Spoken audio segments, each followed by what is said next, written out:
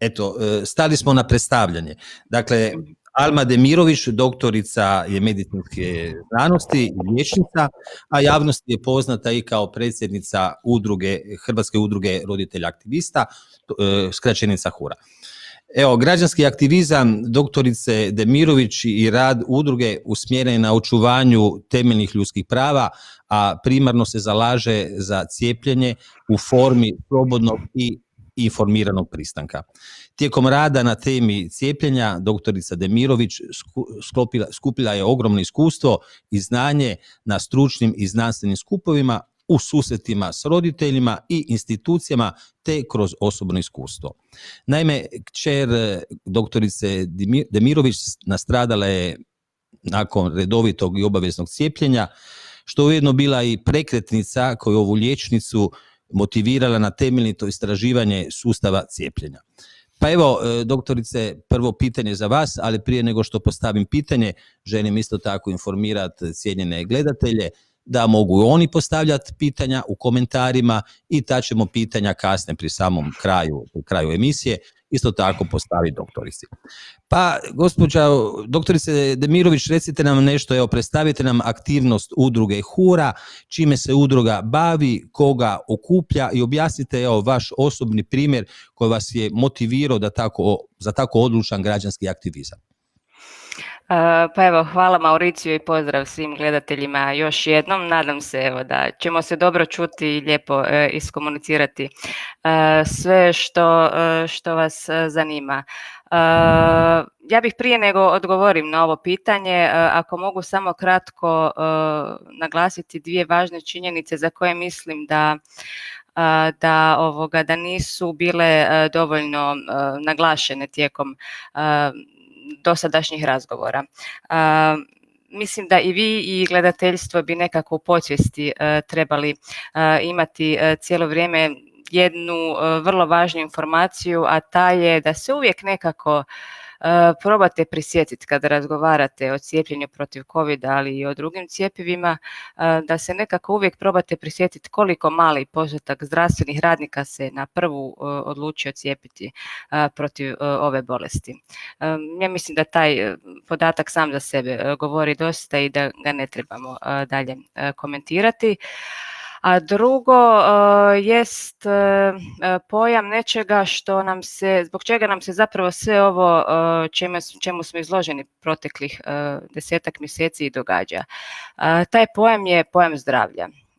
Mi svi nekako olako baratamo tim pojmom i on se u ovoj korona krizi evidentno zlorabi na način da se ne prikazuje kao nekakva cjelovita pojava, nego ovako tendenciozno i frakcionirano. Dakle, zdravlje, odnosno pojam zdravlja je nešto što po službenoj definiciji podrazumijeva sveukupnu ljudsku dobrobit, odnosno dobrobit pojedinca, dakle njegovo i fizičko i psihičko i socijalno blagostanje. Tako da definirati pojam zdravlja kao samo odsustvo jedne bolesti zapravo ne odgovara, nije činjenično točno i ono je u jednu ruku i manipulativno. Evo, često puta ćemo spominjati zdravlje u večerašnjem razgovoru, pa sam imala potrebu naglasiti što zapravo zdravlje je. Za tu definiciju zdravlja je zaslužan, možda je to javnosti isto tako manje poznato, i naš liječnik Andrija Štampar, i to je službena definicija zdravlja Svjetske zdravstvene organizacije.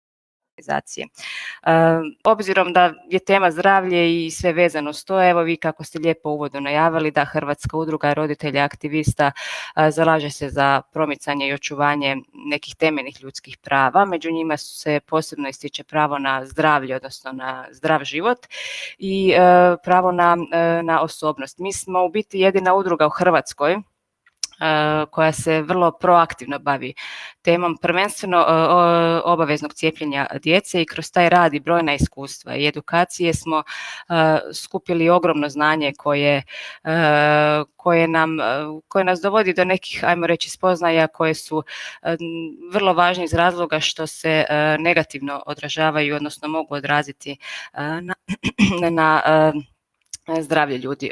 Osobno sam ja, kao što ste naveli, evo ukratko ću ponoviti, dakle u samu tematiku cijepljenja, trenutak kada se ja počinjem time intenzivnije baviti je trenutak mog osobnog iskustva. Dakle, moja kćer je u svojoj dobi tada 5,5 godina redovito cijepljenja, nakon čega je razvila jednu tešku nuspojavu u vidu autoimune bolesti. Dakle, njoj je cjepivo bilo okidač za nastanak bolesti koja se naziva totalna alopecija. Dakle, njoj su otpale sve dlake, otpale je kosa, dlake sa lica, odnosno trepavice i obrve.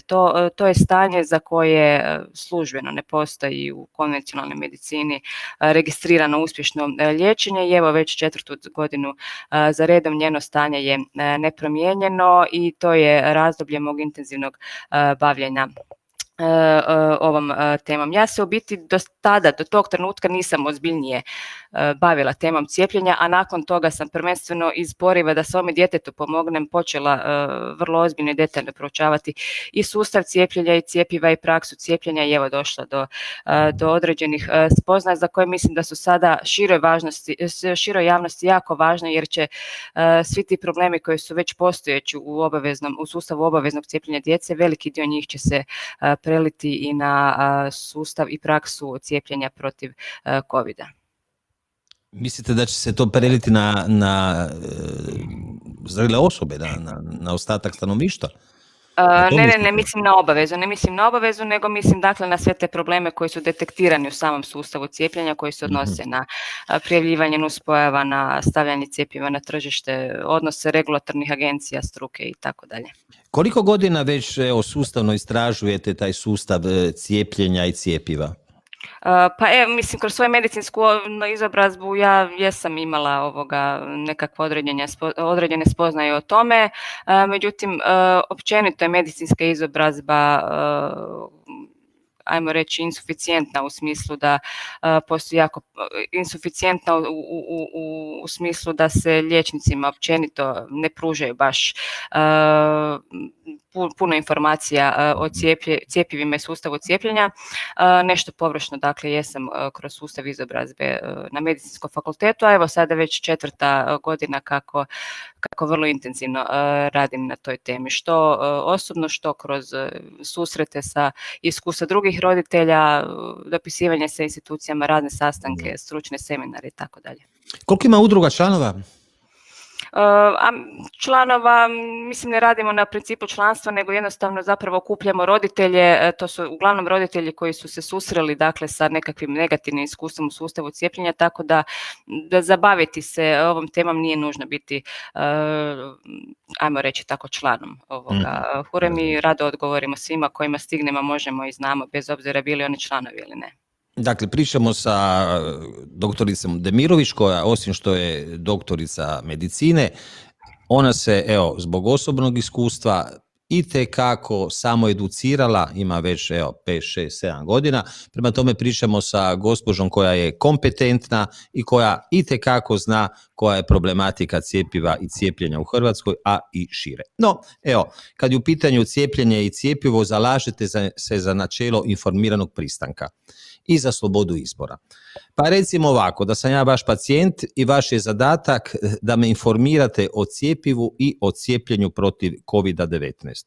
Što je važno da liječnik kaže pacijentu i kojim biste riječnikom vi, ili kojim riječima biste vi informirali vaše pacijente prije nego li se odluče, odnosno prije nego što prime cjepivo protiv COVID-19? Evo, to je jedno jako dobro i jako važno pitanje. Dakle, ono što bih ja vama rekla ovisilo bi o onome konkretnom što vi mene pitate. Naime, uz svaki lijek, pa tako i cjepivo, dolazi jedan papirić koji se naziva uputa o lijeku. Imamo to dostupno već i za ovo cjepivo koje je sada u upotrebi i ta uputa o lijeku, dakle, upravo je pisana na način da ga razumije prosječan čovjek, odnosno korisnik tog lijeka, odnosno cjepiva. Postoji i jedan drugi papirić koji je namijenjen zdravstvenim radnicima, on se naziva sažetak opisa svojstava lijeka i on je nešto opširniji. Dakle, u samoj toj uputi o lijeku pišu neke osnovne informacije o cjepivu i isto tako piše da je poželjno prije postupka cijepljenja uputu pročitati i sačuvati u slučaju potrebe za nekakva dalja pitanja, a isto tako koliko vam se iskristaliziraju međuvremeno neka pitanja, da o tim nedoumicama porazgovarate sa svojim liječnikom. Pa sam ja evo nedavno jako intenzivno proučavala veliki broj stručne literature i znanstvene i sudjelovala sam na jednoj stručnoj edukaciji, odnosno webinaru koji je bio održan neposredno prije početka ovog cijepljenja, odnosno par dana prije nego je cjepivo stiglo u Hrvatsku. I jedino što doista sa velikom sigurnošću mogu reći jest to da sve što o cjepivu znamo jesu informacije koje su i struci i regulatorima i regulatornim agencijama i javnosti naravno prezentirane od strane proizvođača. Slušajući ta izlaganja i taj seminar, ja iako se jako dugo bavim ovom temom i svašta sam proživjela i doživjela, moram reći da me šokirala u biti lakoća s kojom su predavači te informacije o cjepivu koje su naravno dobili od proizvođača, ni od kog drugog, da su ih prezentirali kao ultimativnu istinu sa tolikom sigurnošću da već sam taj moment zapravo upali nekakvu lampicu za alarm.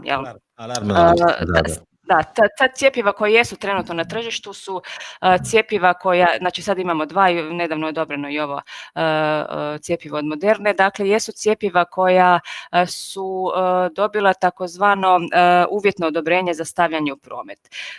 To nije regularni put i način stavljanja lijeka, odnosno cjepiva na tržište. To uvjetno odobrenje podrazumijeva da je cjepivo odobreno temeljem dokumentacije koja nije toliko opsežna i koja nije potpuna kao što bi se očekivalo u nekakvog normalnog ovoga procesa odobravanja lijeka.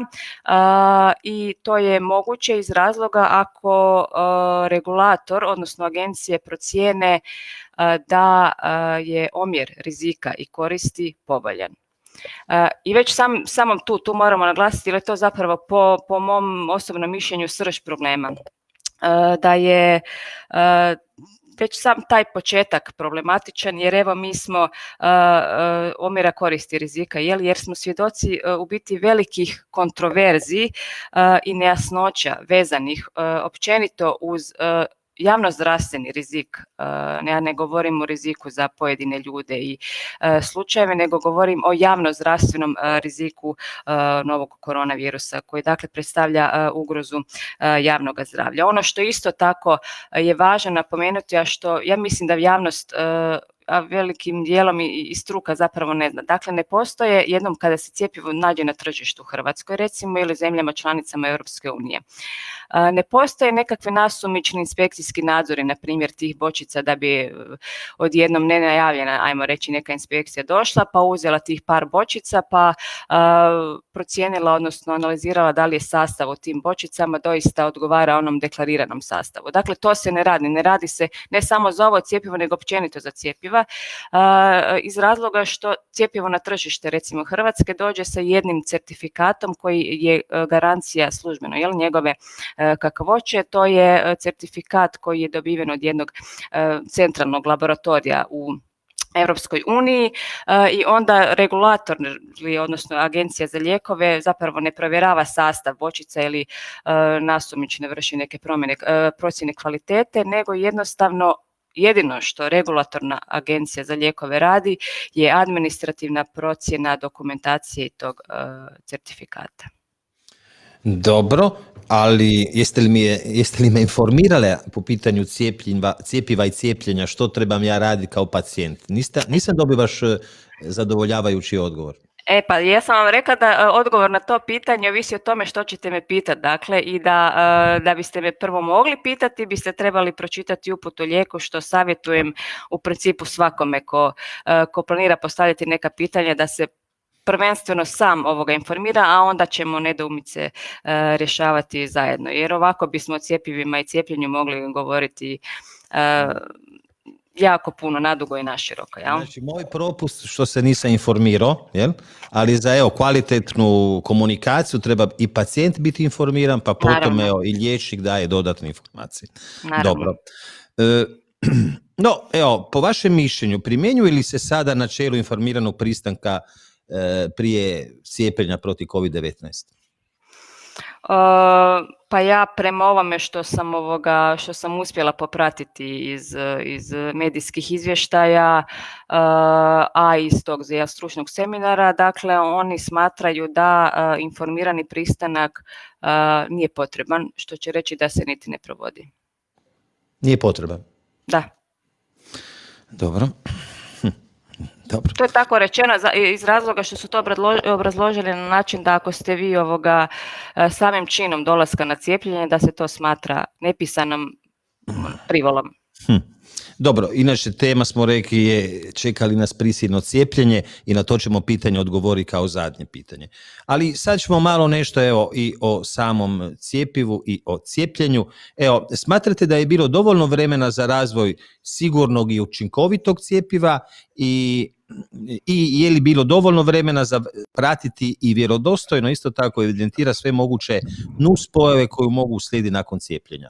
Nekako je to sve brzo išlo, ne zna se točno koje su nuspojave, čujemo da ima nuspojava i to frekventnih, razne, pa da vidimo, dakle, zar nije to malo preuranjeno, prebrzo sve to išlo i sve pod okriljem pandemije i hitnosti, da je došlo možda i do ubrzanog procesa proizvodnje cjepiva sa nejasnim nuspojavama i učinkom, dakle, konkretno. Što vi mislite o tome? Pa točno je da je ovo presedansko vrijeme u kojemu se uspjelo razviti cjepivo. Dakle, tehnologija za razvoj ovakvog cjepiva je postojala prije. Tehnologija sama po sebi nije nova. Ono što je novo je to da ovakva vrsta cjepiva do sada još nikada nije bila u upotrebi u prevenciji zaraznih bolesti kod ljudi. Naravno da je vremenski rok bio ekstremno brz i da i to sami proizvođači navode. Dakle, klinička istraživanja još uvijek naravno nisu gotova. Tu se mogu nadovezati na ovo prethodno što sam rekla, da je odobrenje koje je cjepivo dobilo za stavljanje u promet zapravo uvjetno odobrenje. S tim da kada govorimo o nuspojavama, uobičajeno je zapravo u nekakvom općenito razgovoru nuspojavama smatrati ove poznate nuspojave, dakle nekakve lokalne reakcije, povišenje temperature, opće loše stanje i tako. Postoje nuspojave na ovo cjepivo jesu zabilježene, one u odnosu na druga cjepiva formalno službeno nisu toliko česte, to se naziva kao slaba reaktogenost cjepiva, međutim to su te takozvane, ajmo reći, poznate i uobičajene nuspojave. Ja bih voljela da nekako javnost pokuša shvatiti da nuspojava može biti jedan širi pojam. Dakle, ove nuspojave koje jesu zabilježene u tom kratkom vremenskom roku. Međutim, ista je situacija sa cjepivima kod djece. Dakle, općenito nekakav učinak, kumulativni učinak općenito cijepljenja na zdravlje je nešto što se ni sa pedijatrijskim cjepivima nije adekvatno mjerilo, a pitanje je odnosno očito je da se ni s ovim cjepivom novim neće mjeriti. Kako bih to plastično prikazala? Dakle, mi smo svjedoci sve većeg broja cijepljenja u kalendaru cijepljenja i svjedoci smo toga da većina djece zapravo jesu cijepljena jako velikim brojem doza. Konkretno se radi, naša djeca danas u Hrvatskoj se cijepe protiv čak 11 zaraznih bolesti i to sa 40 doza samo do kraja osnovne škole. To je jako veliki broj doza i broj antigena i količina cjepiva koje djeca prime. Prema tome, učinak, ajmo reći kumulativni učinak cijepljenja općenito na zdravlje, kao što sam rekla, nije adekvatno analiziran jer unatoč tome što su većina djece cijepljenja, mi svjedočimo oko sebe sve većim i većim broju bolesne djece.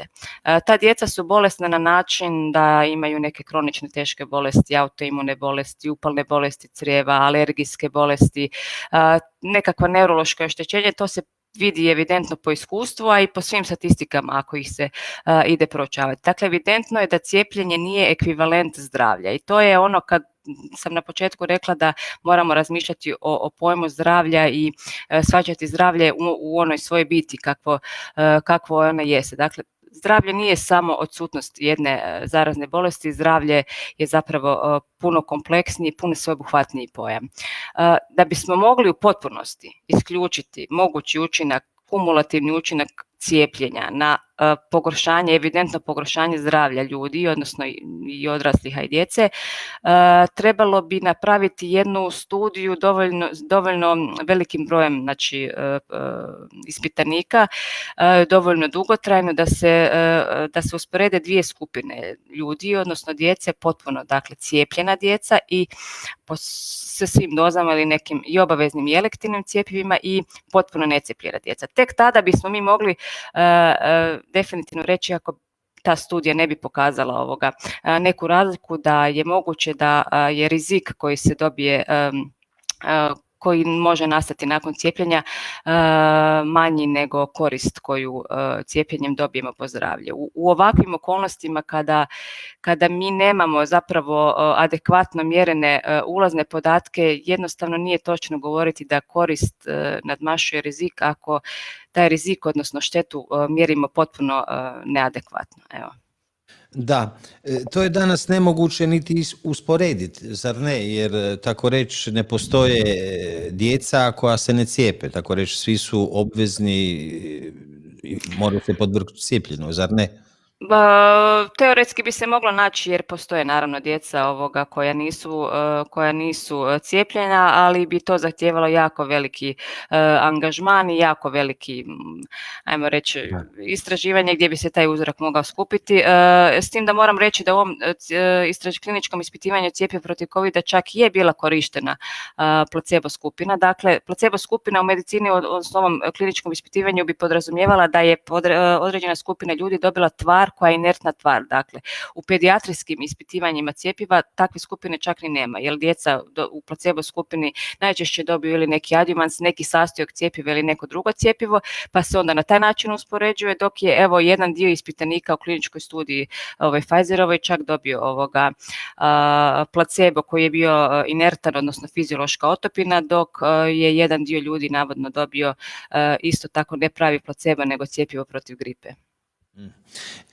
Ja predlažem da postavimo prvo pitanje gledatelja koji je u kontekstu ovoga što sada upravo pričamo, a pitanje postavlja Stjepan Gregorin i kaže ovako: RNA virusi koji uzrokuju prehladu ili laganu gripu, evo već 20 godina se traži cjepivo, nema ga, a sad odjednom imamo cjepivo protiv covida. Pa evo, i gledatelj se malo onako začuđeno pita, pa kako je to moguće? 20 godina tražimo cjepivo protiv obične gripe, ne možemo ga naći, sada protiv strašne korone nalazimo ga u roku od godinu dana, čak i manje. Pa cjepivo protiv gripe postoji, ono nije novo, jel? S time da cjepivo protiv gripe nije eliminiralo virus gripe, što je situacija deklarirana sa nekim drugim cjepivima. Zašto se nije uspjelo? Da, istina je da su se pokušavala proizvoditi cjepiva na slične viruse, nisu se do sada uspjeli, međutim ovo je bila, izvrsna prilika pod navodnicima da se jedan takav eksperiment napravi, jel? I to uz svojevoljno pristojanje ljudi. Doktorice Demirović, evo radi se o novoj generaciji cjepiva, o novoj tehnologiji izrade cjepiva, pa može nešto o samom cjepivu, ali na način da kao laik, evo već ste to počela sad objašnjavati, ali što jednostavnim rječnikom baš da objasnite ljudima što je to ta nova generacija cjepiva koja evo sada tako pod navodnicima agresivno ulaze na svjetsko tržište, gotovo dakle da nema kutka svijeta koji nije dakle zahvaćen s tim i koji dakle si priželjkuje spasonosno cjepivo. Pa recite nam kako dakle on funkcionira u ljudskom organizmu, jer tu se svašta priča od toga dakle da imamo one pod navodnicima teorije ili teorija zavjere od mikročipiranja pa nadalje, ali u biti možete nam evo jednim jednostavnim rječnikom objasniti kako, na kojoj bazi, koji je način, dakle, na koji način funkcionira ta nova generacija cjepiva.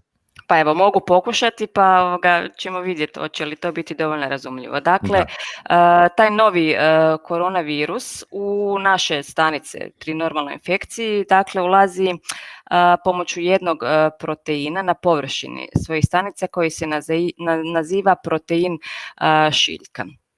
Sad, ovo novo cjepivo sadrži, ajmo tako reći, djelatnu tvar, to je takozvana glastička ribonukleinska kiselina, odnosno skraćeno mRNK, i to je u biti jedna molekula koja kada uđe u naše stanice, onda njena funkcija prirodna je da ona daje uputu za stvaranje tog proteina. I taj protein šiljka se stvori, dakle, u citoplazmi stanice i onda odlazi na površinu stanice, obzirom da je taj dio virusa dio kojeg prepoznaje naš imunološki sustav.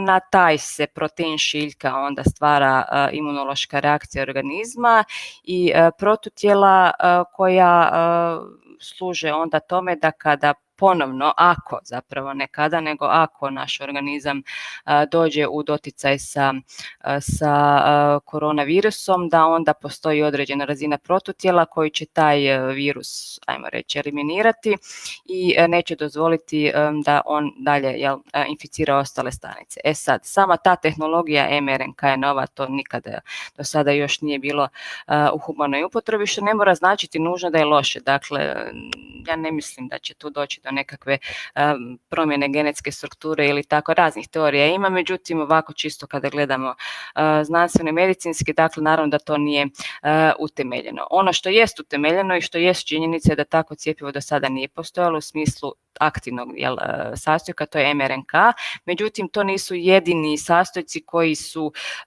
prisutni u ovom cjepivu, a koji su, ajmo reći, novi. Dakle, ta molekula RNK je jako jedna nestabilna molekula i ona se jako brzo razgrađuje. Da bi ona uopće mogla ući u stanice, ona mora biti obložena tim lipidnim nanočesticama, dakle te lipidne nanočestice služe da na neki način stabiliziraju samu molekulu RNK i one su isto tako nešto što je potpuno novo u aplikaciji, odnosno upotrebi cjepiva i tu se nalazi još nekoliko sastojaka, od čega bih ja izdvojila jedan koji se pokazao možebitnim uzrokom ovih teških anafilaksija, odnosno alergijskih reakcija anafilaktičkih koje su se pojavile.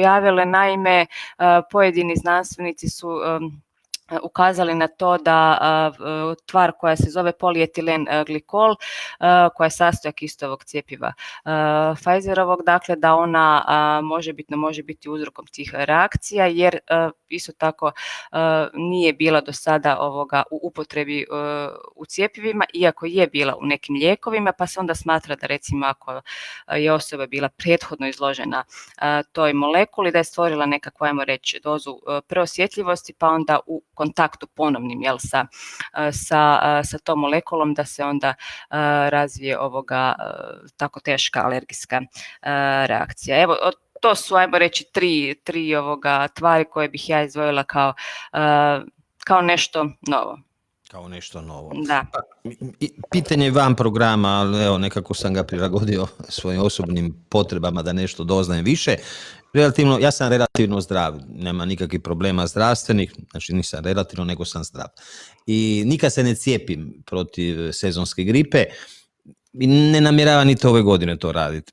Postoji li mogućnost ili opasnost da se imunološki sustav čovjeka na neki način, evo, kako bih rekao, provocira dobivanjem cjepiva protiv covida ili drugih cjepiva, konkretno protiv sezonske gripe? Ako je imunitet dobar i funkcionira i reagira, ima li potrebe, dakle, da se cijepimo protiv sezonske gripe, pa i čak i protiv covida ako, dakle, smo u dobroj imunološkoj formi?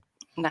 Imunološki sustav čovjeka je nešto što je jako kompleksno. Dakle, ja mislim da je to jedan od najkompleksnijih sustava koji medicina još uvijek nije do detalja upoznala i razradila. Ono što nam niti u ovoj krizi, a niti u drugim, ajmo reći, sezonskim nekakvim krizama, pod navodnicima, ovim virozama ne govore, je zapravo koliko je važno ojačati svoj imunitet prirodno. Dakle, naravno da infekcija samim, odnosno razvitak bolesti ovisi o samoj prisutnosti virusa, ali i o reakciji domaćina, odnosno organizma našeg na sam virus. Svi vrlo dobro znamo da evo i u ovoj koroni, dakle puno ljudi je bilo u kontaktu s nekim koga je ili zapljuvao ili kihnuo ili jako puno bio s njim, pa da mu se nije desilo ništa, a neko jednostavno ne zna kako se zarazio. Tako je sa svim jednostavno tim patogenima, odnosno virusima, tako da je nemoguće u biti predvidjeti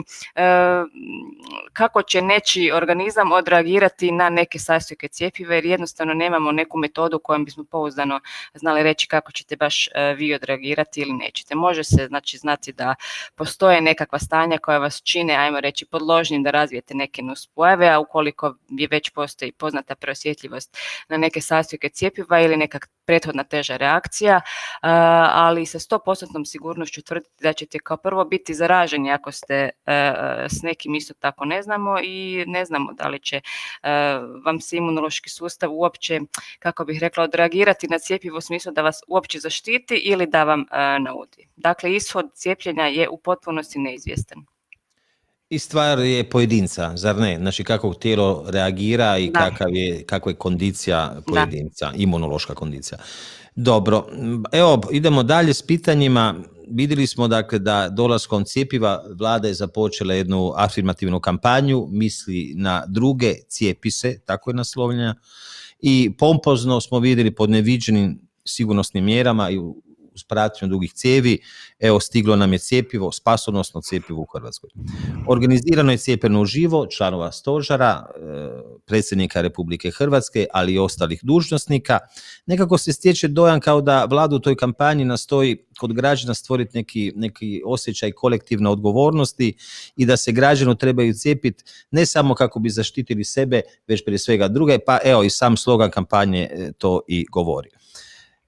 Po vašem mišljenju, radi li se tu o emocionalnoj ucjeni ili o nekom obliku pritiska, je li takav oblik pritiska i takva ucjena uopće prihvatljiva sa zdravstvenog aspekta, stajališta, ali isto tako moralno-etičko? Pa ovako, kad govorimo o javnozdravstvenoj politici provedbe cijepljenja, ja moram reći da je ona uvijek provođena do sada i nastavit će se provoditi pod određenim pritiskom. To u kampanjama cijepljenja nije ništa novo. Dakle, cijeli sustav obaveznog cijepljenja djece počiva upravo na nečemu sličnom, a to je dakle da se mora održati pod navodnicima kolektivni imunitet kako bismo štitili one koji se ne mogu cijepiti. Pri tome ne znamo da i oni koji su cijepe, na primjer, možda se ne mogu cijepiti, da će za njih to isto tako možda biti fatalno. Dakle, javno zdravlje se ne smije štititi svjesnim žrtvovanjem ljudskih života i zdravlja pod okriljem nekakve represije, diskriminacije i etiketiranja, jer to po meni osobno nije moralno prihvatljivo. Osim toga, takav način provedbe kampanja za cijepljenje je u biti potpuno i neusklađen sa medicinskom etikom. Postoji nekoliko konvencija, dakle, osim toga i Ustav Republike Hrvatske, sve konvencije i svi zakoni, dakle, koji nam govore o tome koliko je slobodna volja i slobodni informirani pristanak nekakvo temeljno ljudsko pravo. Mi se sa slobodnim informiranim pristankom u cijepljenju i protiv COVID-a evidentno, a i dosadašnjim iskusima u cijepljenju protiv djece ne susrećemo i te se kampanje i cijepljenje uglavnom provode pod izlikom nekakve te emocionalne ucjene, pod diskriminacijom necijepljene djece u ovom slučaju ili nekakvim javnim, ajmo reći, stupovima srama. Jedna konvencija koja je vrhovna konvencija za primjenu u biomedicini i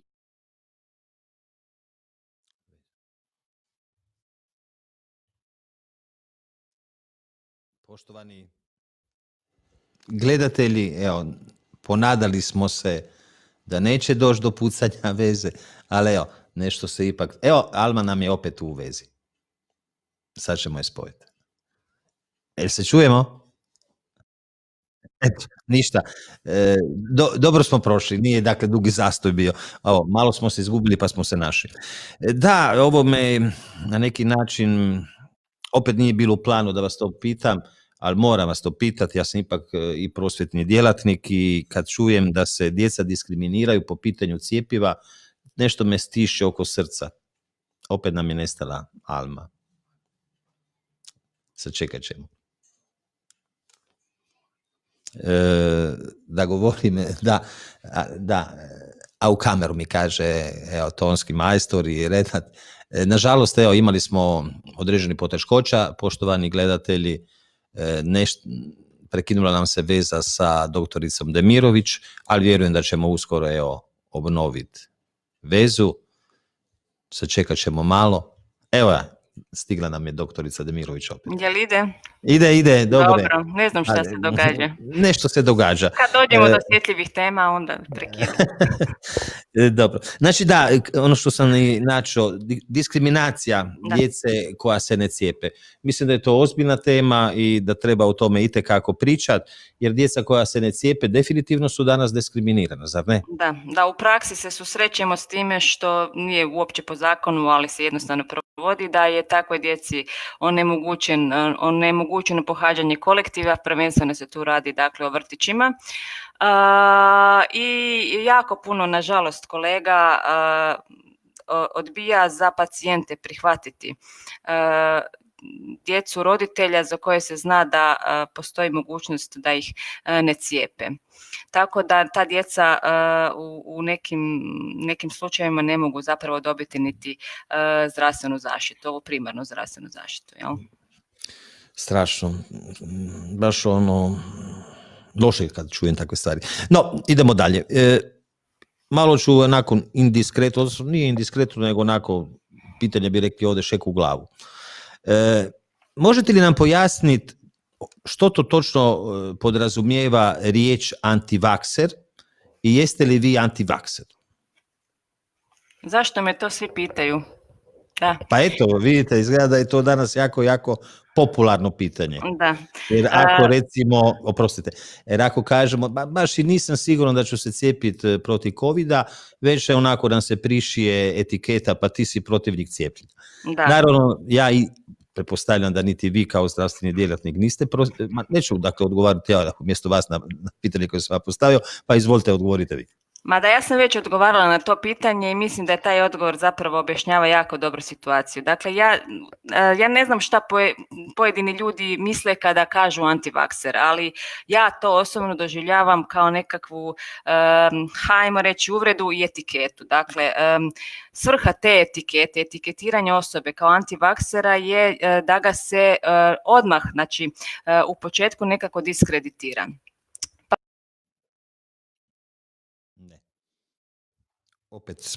Opet imamo određeni poteškoća, poštovani gledatelji. Evo, opet nam je tu sada doktorica Demirović. Evo, mali smo prekid imali, Alma, pa možete možda ponoviti. Nešto mi samo javlja.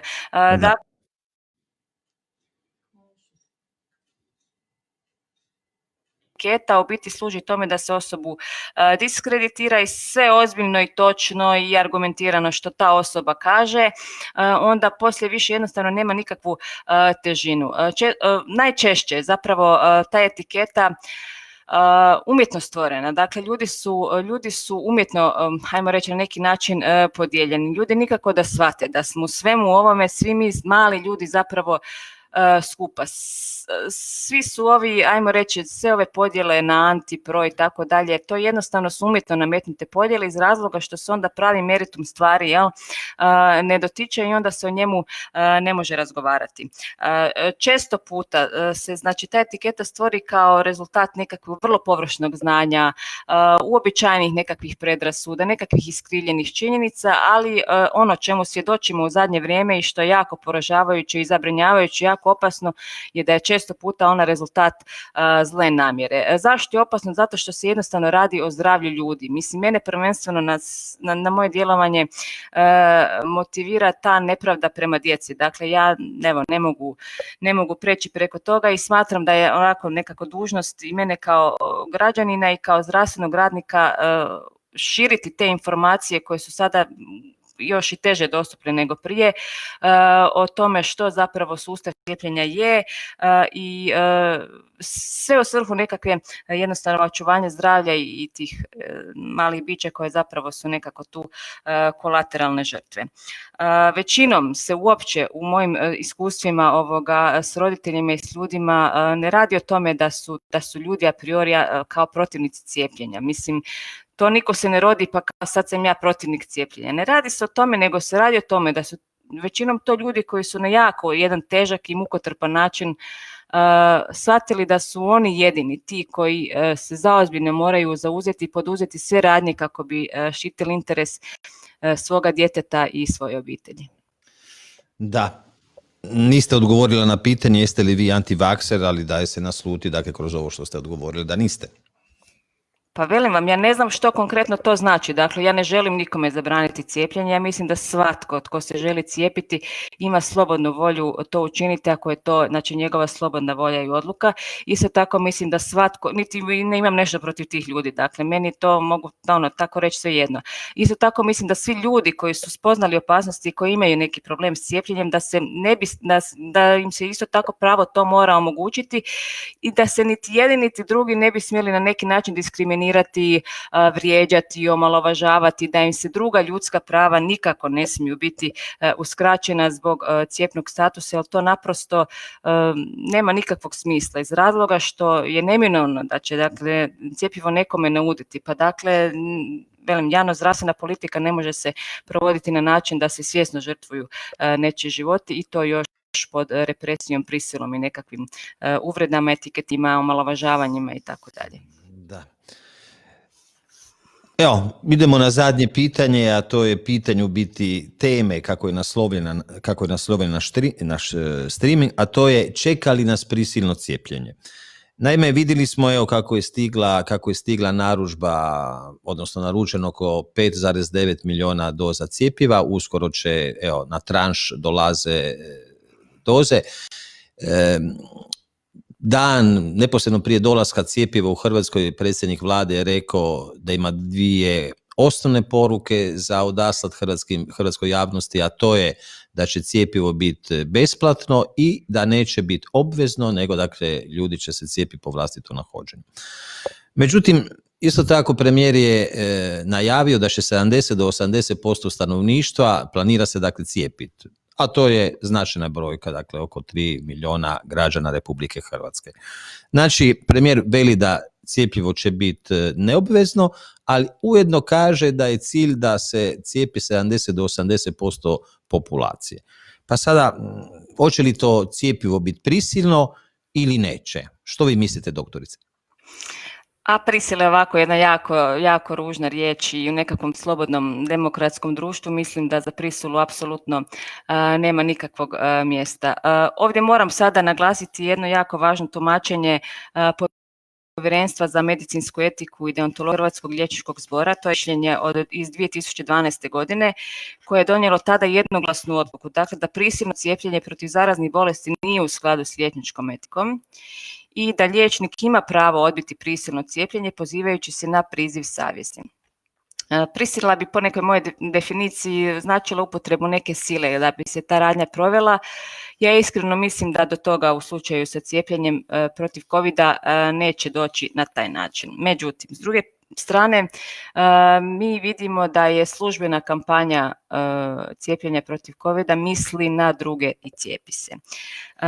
Očito je da je tendencija koja se krije iza takve kampanje nastavak tendencije koja se već provodi sa cijepljenjem djece. Dakle, da se necijepljenje protiv ove bolesti i svih drugih budućih ugroza, jer ovo je prva, ali nikako ne ni posljednja, da se necijepljenje smatra jednim nepoželjnim društvenim ponašanjem i samim time onda jednostavno se desi jedan razdor među ljudima, da ljudi sami onda priželjkuju jedni protiv drugi da se to ponašanje na neki način sankcionira, da se druga ljudska prava uvjetuju cijepljenjem protiv covida i tako dalje. Dakle, ukoliko mi kao društvo pristanemo sada u ovom povijesnom trenutku na takvu podjelu, nikakva prisila neće biti potrebna jer jednostavno će plan teče onako kako treba, a to je divide et impera. Dakle, ljudi moraju shvatiti da smo mi, mali ljudi koji smo građani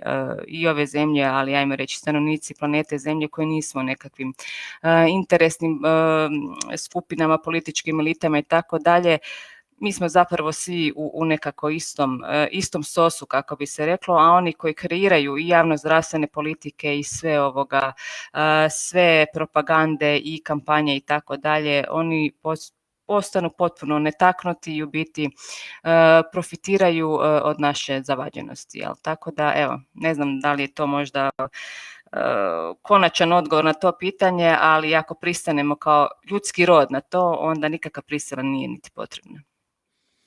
Da, međutim, evo, vaše razmišljanje baš i nije previše ohrabrujuće, jer u biti sprema nam se što? Društvena podjela na cijepljene i na necijepljene. Ukoliko to dozvolimo kao društvo. Da. Mislim, taj podjela već u praksi sa djecom, jel tako da... Da, ja sam vidio jedan dokumentarac, upravo se to dešava u Kini, oni koji su pod udarom režima, oni su jednostavno postali građani drugoga reda i skupljaju bodove, pazite ovo, skupljaju bodove kao da je život postao igrica, da bi, evo, uspjeli se popet na društvenoj ljestvici što više, da ne bi bili, dakle, penalizirani kao što su penalizirani, recimo, i zbog toga što nisu dobili cjepivo ili neke druge stvari. Ali Kina je jedan društveni ustroj koji je Znam, slažem se s vama, ali koliko je to različito, ne znam, ali ako uspoređujemo ono što se dešavalo pre jedno par godina u Kini, ono se dešava sada kod nas. Pa koliko su, dakle, različiti sustavi politički, ipak u efektivi dešavaju se slične, ako ne iste stvari. Doktorice Demirović, mi smo predvidili jedan školski sat, 45 minuta, imajući u vidu da smo imali malih prekida tehničke naravi, malo smo produžili. Vidjeli smo malo i tražili pitanja gledatelja, primijetili smo, dakle, da ima nešto pitanja. Evo, sad će mi kolega Niko dati jedno pitanje, pa ću ja lijepo pročitati. Daniela Širiš pita ovako: danska vlada i zaklada Nova Nordisk naručili su ovu studiju od strane tima vodećih svjetskih stručnjaka za afričko cijepljenje. Dva najistaknutija imena, Dre Soren i Peter Abi, obojica inače glasni pristaše cjepiva, bili su šokirani kad su ispitali višegodišnje podatke iz takozvanog prirodnog eksperimenta u Gvineji, Biasao, gdje 50% djece umire prije 5. godine. Da, ali nisam shvatio koje je pitanje što je htjela Daniela postaviti, samo malo da vidim.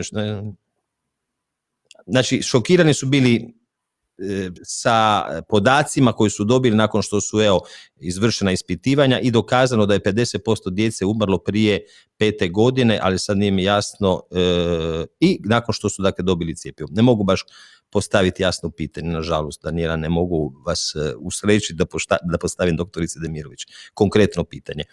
Pa evo, ja predlažem, poštovani gledatelji, da pomalo dovedemo ovaj naš 4. streaming kraju. Nadam se da smo večeras, evo, zahvaljujući doktorici Demirović, uspjeli vam dati još dodatne informacije koje će, evo, malo vam rasvijetliti misli i u konačnici isto tako pomoć prilikom odlučivanja jeste li za cjepivo ili ne. Jer opet, slušajući premijera i one dvije ključne poruke koje je imao za poslati građanima Republike Hrvatske, a to je da će cjepivo biti besplatno, dakle neće se naplaćivati, i da će se, dakle, građani Republike Hrvatske cijepiti na dobrovoljnoj bazi, pa evo, očekujemo, dakle, da premijer ispoštuje i to obećanje. Doktorice Demirović, evo, ja vas u ime svih naših gledatelja i našeg tima portala i vijesti.hr najsrdačnije, najtoplje vam se zahvaljujem na sudjelovanje u našem 4. streamingu i evo, jedan lijepi pozdrav iz borovitog Poreča. Danas smo imali prekrasan dan, ne znam kako je kod vas bilo u Zagrebu danas. Pa, ne tako lijepo, ali nije treslo, tako da i to je nešto. To je nešto, da. Nadajmo se da neće niti zatrest. Još jedan po najiskrenije vam se zahvaljujem na sudjelovanju u našem streamingu i najsrdačnije vas pozdravljam. Hvala i vama i lijepi pozdrav svima. Hvala. Doviđenja. Eto, poštovani gledatelji, zahvaljujem još jedanput što ste nas pratili večeras i vidimo se u našem 5. live streamingu koji će ići najvjerojatnije pri kraju ovog mjeseca siječnja. Srdačan pozdrav!